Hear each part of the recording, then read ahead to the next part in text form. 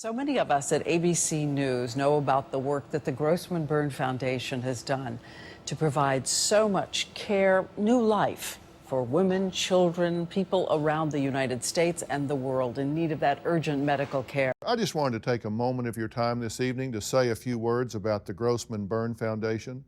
This extraordinary organization is making a huge difference around the world. Another miracle at the Grossman Burn Center here in Southern California. Wonderful story. The Grossman Burn Foundation has launched a campaign to stop the violence carried out against women around the world.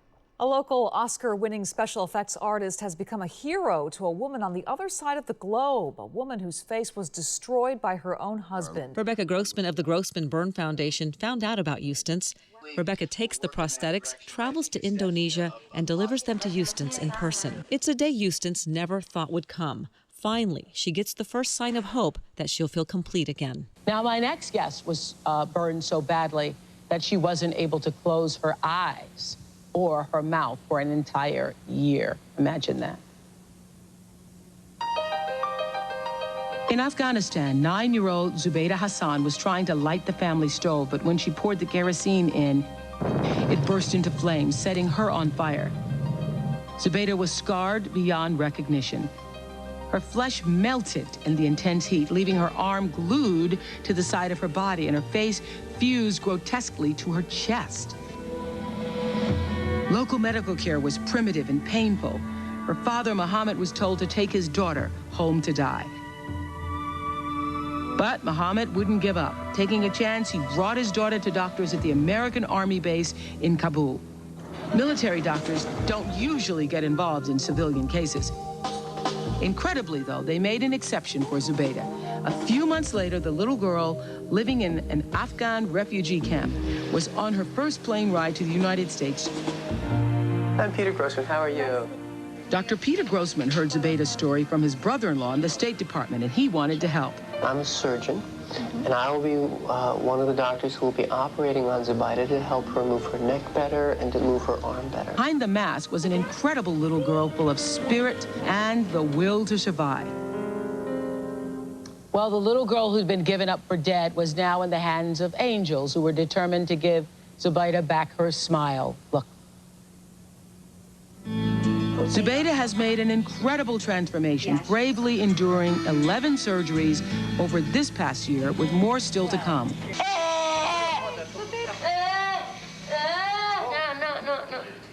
It's incredible how strong this little girl is. Not only is she coping with major medical procedures, she's adapting to life thousands of miles from her family. Very good. When it looked as if she would have to return to Afghanistan before she completed her treatment, Dr. Grossman and his wife Rebecca welcomed her into their California home. Our experience with Zubaydah Hassan, the young girl from Afghanistan who was a burn patient, was a life-changing experience. This experience was so dramatic in the way that we thought about our everyday lives. We never thought we'd find ourselves going to Afghanistan or trying to open up a burn center in Kabul or working with people all over the world. Every one of our initiatives, whether they were local or community or international, were inspired in some way by Zubaydah. Before her surgery, she could barely speak. Now she loves to sing and play the guitar, and just as the doctor promised, she can dance again.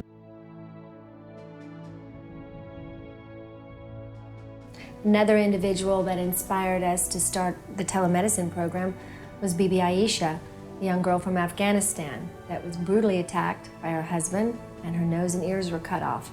She came to us as a patient. That's when we had the opportunity to start testing out the telemedicine. She was doing psychology and mental health support through telemedicine right here locally. And now we were able to learn that we could use that internationally as well. Project Faith was inspired by Faith Wanjugo, a young woman in Kenya, Africa, who had 3 children when a stove blew up in her face. She was not even able to feed herself. All the time. But I feel happy when I'm here. I feel as if already I'm healed. Her story came to us through mission workers there, and we were able to bring Faith here, and after 9 months of surgery, we were able to give her her life back as well. And we stay in touch with Faith on a regular basis. Grossman Burn Foundation staff, they are all wonderful. They have been wonderful to me, and I can never tell them enough thanks. I'm forever thankful, and only God can be able to repay them. The entire team here, the doctors, the nurses, everybody that's involved in this rehabilitation for the burn-injured patient are grateful and blessed to be able to have the opportunity to change lives, because the gift really does belong to the giver. No matter how good a job is done from a surgical perspective, the patient will never be as good as they would have been had they not been injured in the first place. And so prevention is the key to have the best outcomes. And so what are we talking about here? We're talking about outreach into the community. We are partnering with many different organizations to educate schools. We have a website, burnsafety.com. We have an app that will hopefully educate not only teachers and parents, but students as well, to understand the risks and how to prevent those risks and how to prevent from getting burned. We're so grateful that so many of our younger generation in the schools here in our local community have reached out to us and have been inspired by the work that we do, and have gone out and started fundraising programs to bring in books and toys and videos for the pediatric unit and to support burn survivors here locally in our own community.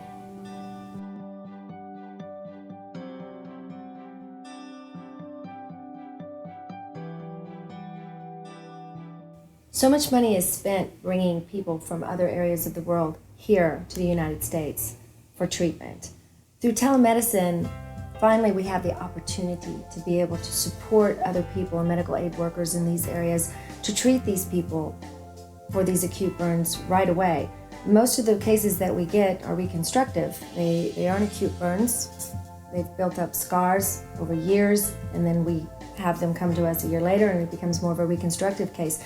Then there's the long-term, sometimes $500,000, $1 million to treat one patient, when you could probably treat 3,000 people in their local community with that type of money, or you can bring that money back here in the United States and we could focus on our local initiatives and being able to support our community and the burn survivors that are here in America. Among the many goals of the Grossman Burn Foundation is to be able to reach out and educate people throughout the world where burn care may not exist, and yet burn injuries are pervasive. Oftentimes, these areas don't have the resources to take care of the severely burn injured patient. What we hope to achieve is to be able to reach out, even if we can't be there physically. Now, with the use of telemedicine, we can virtually be in a location, act as a consultant, give our advice, let these individuals who are taking care of patients who are injured know what the best next step is, whether it's transferring that patient to a different location or how to take care of the patient on a day-to-day basis. The Grossman Burn Foundation is really working on a way in which we can help individuals, help communities, help themselves. Our goal at GBF is to reach out to other organizations so that as a team we can work together to deal with the needs of the burn survivor. We'll partner with different firefighter organizations, with different nonprofit organizations that are really geared to help the individual, whether it's a child or whether it's an adult, because we realize that there are a lot of needs that are being unmet, and working together we feel that we can accomplish the goal of making the quality of life of these individuals just that much better.